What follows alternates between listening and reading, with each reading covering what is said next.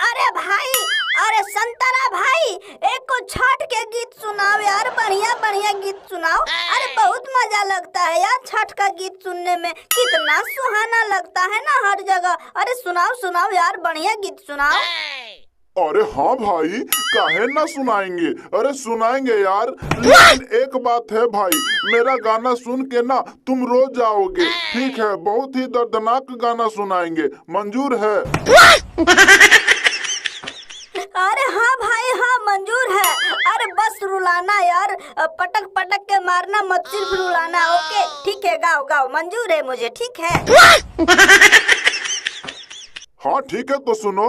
हाँ बबुआ जे रहिते तमाई माई कहिते, बबुआ जे रहिते तमाई माई कहिते, कि दुनिया के छठी माई सब कुछ दिहालू, हमारा ला कुछ ना जुड़ल हो।